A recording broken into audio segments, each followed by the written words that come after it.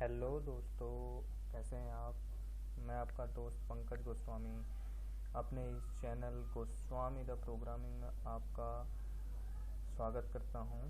दोस्तों, आपको इस चैनल के माध्यम से मैं अब शीशा प्रोग्रामिंग के बारे में बताऊंगा।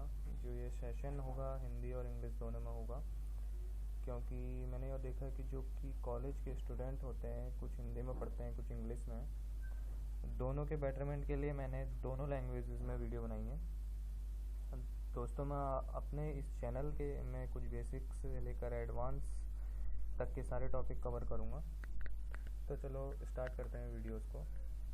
सबसे पहले हम पढ़ेंगे इंट्रोडक्शन टू सी शार्प। इसके अंदर हम जो टॉपिक्स कवर करेंगे वो है what is C sharp history and C sharp features and C sharp advantage.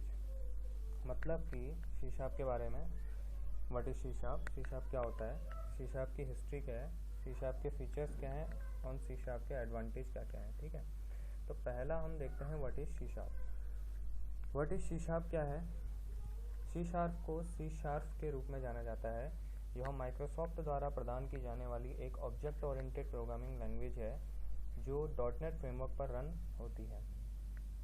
यह एक ऐसी प्रोग्रामिंग लैंग्वेज है जो डॉटनेट फ्रेमवर्क पर रन होती है और इसे माइक्रोसॉफ्ट के द्वारा डेवलप किया गया था। ठीक है, एक बार इंग्लिश में देख लेते हैं। C sharp is known as C sharp. It is an object oriented programming language provided by Microsoft which runs on the dot net framework. दूसरा टॉपिक है, दूसरा point, C sharp programming language की हेल्प से हम डिफरेंट टाइप के secure and robust application develop कर सकते हैं। इसका कहने का मतलब है कि हम डिफरेंट टाइप के एप्लीकेशंस, वेबसाइट्स डेवलप कर सकते हैं सी शार्प लैंग्वेजेस के थ्रू। कौन कौन से कर सकते हैं? Windows application, web application, mobile application develop कर सकते हैं। ठीक है, C sharp programming language C++, Java, Eiffel, Modula 3, Pascal etc languages से इन्फ्लूज्ड है। जो हमारी सी शार्प लैंग्वेज है, इन सारी लैंग्वेजेस का कॉम्बिनेशन इसमें दिया गया है। सी शार्प का जो फर्स्ट वर्जन था वो सी शार्प 1.0 जो कि 2002 में रिलीज़ हुआ था। और जो सी शार्प के फाउंडर हैं वो हैं एंडर्स हिजेल्सबर्ग। तो दोस्तों, हमारा जो नेक्स्ट टॉपिक्स है वो है सी शार्प की हिस्ट्री। तो इसमें मैंने एक साइड पे वर्जन्स लिखे हैं, एक बीच में फीचर्स एंड लास्ट में लिखे हैं ईयर ऑफ रिलीज। जो हमारे सी शार्प के वर्जन हैं उसमें स्टेप बाय स्टेप लिखे हैं। तो जो सबसे पहला वर्जन आया था सी शार्प 1.0, उसमें हमारे कौन कौन से फीचर्स आए थे? Classes, structs, interfaces, events, properties, delegates, operators and expressions, statements. ये जो रिलीज़ हुआ था सी शार्प 1.0, ये 2001 में रिलीज़ हुआ था। दूसरा जो वर्जन है वो है सी शार्प 1.2, जिसके अंदर हमारे जो फीचर्स आए थे for each loop, dispose method, I numerator, I disposable, जो रिलीज़ हुआ था 2003 में। ठीक है दोस्तों, अभी ये फीचर्स पढ़ रहे हैं, इनके बारे में आगे भी जानेंगे विस्तार से। सी शार्प 2.0 रिलीज़ हुआ था 2005 में। इसमें जो फीचर्स आए थे वो आए थे generics, partial types, anonymous method, value types, etceteras. फिर सी शार्प 3.0 जिसके अंदर फीचर्स थे ऑटो इम्प्लीमेंट प्रॉपर्टीज़, मतलब कि ऑटो इम्प्लीमेंट हो जाती थी प्रॉपर्टीज़, ये वाला फीचर है। Anonymous types, lambda expression, partial method, etceteras, जो कि 2007 में रिलीज हुआ था।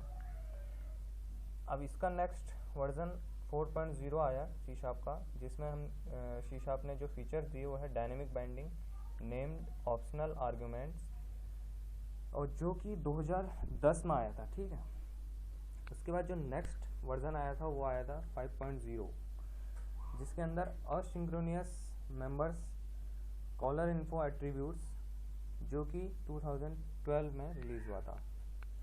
उसके बाद जो नेक्स्ट आया था 6.0, जिसके अंदर एक्सेप्शन फिल्टर्स, ऑटो प्रॉपर्टीज इनिशियलाइजर्स, जो कि 2015 में रिलीज हुआ था। जो सी शार्प का 7वां वर्जन था 7.0 जो 2017 में आया था, उसके अंदर जो फीचर्स दिए थे सी शार्प ने, out variable, tuples, pattern matching, local function, ref local and returns, ये फीचर्स दिए थे। फिर उसी के अंदर 2017 में 7.1, 7.2, 7.3 ये 3 वर्जन रिलीज किए थे सी शार्प में माइक्रोसॉफ्ट ने, जिसके अंदर async main method, default literal expression, non trailing named argument, conditional ref expression and safe code and unsafe code. ठीक है, ये 7.3 तक की बात। जो सी शार्प 8.0 आया, ये डॉटनेट कोर के लिए, मेनली डॉटनेट कोर के लिए आया था। इसमें जो फीचर्स हैं वो एडवांस लेवल पे हैं। अभी डॉटनेट कोर मैं आपको नहीं पढ़ा रहा हूँ, केवल डॉटनेट का जो सी शार्प वर्जन है वही पढ़ा रहा हूँ। तो डॉटनेट कोर हम आने वाले वीडियो में देखेंगे सेशन में, जो 2019 में रिलीज़ हुआ था डॉटनेट कोर के लिए 8.0। ठीक है दोस्तों, हमारा जो नेक्स्ट टॉपिक है वो है C sharp features. C sharp का जो फीचर्स है, सबसे पहला फीचर है वो है सिंपल। कहने में तो ऐसा लग रहा है कि C sharp simple, C sharp एक सिंपल लैंग्वेज है। अगर कहना चाहें सिंपल ही है कहने को, क्योंकि इसमें सेट्स ऑफ लाइब्रेरी हैं, फंक्शंस हैं, डेटा टाइप्स हैं, जिसके थ्रू हम इसे सिंपल कह सकते हैं। मतलब कि प्रॉब्लम सॉल्व करने के लिए इसको हम पार्ट्स में डिवाइड कर देते हैं, इसलिए सिंपल हो जाती है। मॉडर्न प्रोग्रामिंग लैंग्वेजेस है, मतलब कि जो आजकल ट्रेंड चल रहा है प्रोग्रामिंग लैंग्वेजेस का, उनमें से मॉडर्न लैंग्वेजेस में जो काउंट हो रही है वो सी शार्प भी है। उसके बाद जो तीसरा फीचर है वह है ऑब्जेक्ट ओरिएंटेड। ऑब्जेक्ट ओरिएंटेड कहने को तो जो हम कह सकते हैं, अगर ऑब्जेक्ट ओरिएंटेड अगर हम कहते हैं तो उसे ऑब्जेक्ट और क्लासेस के बेस पे हम कह सकते हैं कि ये ऑब्जेक्ट ओरिएंटेड प्रोग्रामिंग लैंग्वेज है। पहले से क्या होता था, प्रोसीजर ओरिएंटेड प्रोग्रामिंग लैंग्वेज होता था, जिसमें हम प्रोग्राम लिख देते थे, ऊपर नीचे दाएं बाएं कहीं भी वो चल जाता था। अब क्या होता है ऑब्जेक्ट ओरिएंटेड में कि पहले हम क्लासेस बनाते हैं, फिर उसके ऑब्जेक्ट को कॉल करते हैं। तो उससे क्या होता है, हमारा प्रोग्राम सेव, ऊपर सेव रहता है, नीचे उसके ऑब्जेक्ट को कॉल कर लेते हैं। तो इसलिए ऑब्जेक्ट ओरिएंटेड फीचर इसमें है। तो ऑब्जेक्ट ओरिएंटेड को हम बाद में कवर करेंगे अपने नेक्स्ट वीडियो में डिटेल्स के साथ। और इसमें जो चौथा फीचर है वो है टाइप सेव का। टाइप सेव इसलिए है क्योंकि अगर किसी भी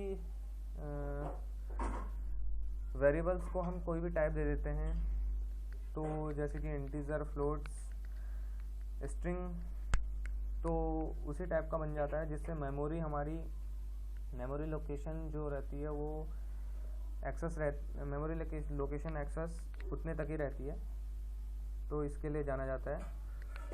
और पांचवा फीचर है इसका स्केलेबल एंड अपडेटेबल। मतलब कि हम जितने बार अपने प्रोग्राम को डिलीट कर कितने बार भी अपने प्रोग्राम को डिलीट कर सकते हैं और अपडेट कर सकते हैं। और जो इसका छठा फीचर है वह है structure programming language. Structure programming language से हम यहाँ पे ये समझते हैं कि एक स्ट्रक्चर के फॉर्म के रूप में, मतलब स्ट्रक्चर के रूप में प्रोग्राम बनता है। जैसे कि बहुत लंबा प्रोग्राम है, अब हम इसे एक बार में तो लिख नहीं सकते, तो हम उसको कई फंक्शंस में ब्रेक करके लिखते हैं। मतलब फंक्शन का यूज करके हम इसको कई पार्ट्स में डिवाइड कर देते हैं, उसको ब्रेक कर देते हैं कई पार्ट्स में, जिससे क्या होगा, प्रोग्राम इजी टू अंडरस्टैंड हो जाएगा और मॉडिफाई हो जाएगा। और मॉडिफाई होगा तो इजीली हमें समझ में भी आएगा, इजी टू अंडरस्टैंड होगा तो कहाँ पे क्या हो रहा है, कहाँ से कौन सा फंक्शन कॉल हो रहा है, ये स्ट्रक्चर प्रोग्रामिंग लैंग्वेज में होता है। रिच लाइब्रेरी होती हैं, इसमें बहुत सारी ऐसी लाइब्रेरी होती हैं, लॉट्स ऑफ इनबिल्ट फंक्शन पहले से डिफाइन किए हुए हैं सी शार्प ने। कह सकते हैं कि इसमें हमें फिर बाद में ज़्यादा कोड करने की ज़रूरत नहीं होती है, इजी टू डेवलपमेंट हो जाता है। इसमें बहुत सारी लाइब्रेरी ऐसी होती हैं कि हम, जैसे कि यूजिंग सिस्टम है, यूजिंग सिस्टम हम लिखते ही हमें नीचे सिस्टम डॉट प्रिंटलन का जो होता है वो ऑटोमेटिकली आ जाता है कंसोल डॉट राइट लाइन का। और जो लास्ट फंक्शन है यहाँ पर फास्ट स्पीड है, तो फास्ट स्पीड हम ऐसे इसलिए कह रहे हैं क्योंकि जो सी शार्प का कोड होता है वो कंपाइलेशन एंड एग्जीक्यूशन टाइम उसका फास्ट होता है। इसकी जो प्रोग्राम होता है वो कंपाइलेशन और एग्जीक्यूशन में टाइम नहीं लेती है, बहुत ही फास्ट होती है। ठीक है दोस्तों, मैं समझ रहा हूँ कि आपको कुछ समझ में आ ही रहा होगा इस वीडियो से। और जो मेरा लास्ट टॉपिक है इसमें है C sharp advantage. C sharp के क्या क्या एडवांटेज हैं, इसमें कुछ टॉपिक दिए हुए हैं, जैसे कि ऑब्जेक्ट ओरिएंटेड। इसमें सारा कुछ ऑब्जेक्ट पे बेस्ड होता है, सी शार्प में सारा कुछ ऑब्जेक्ट पे बेस्ड होता है।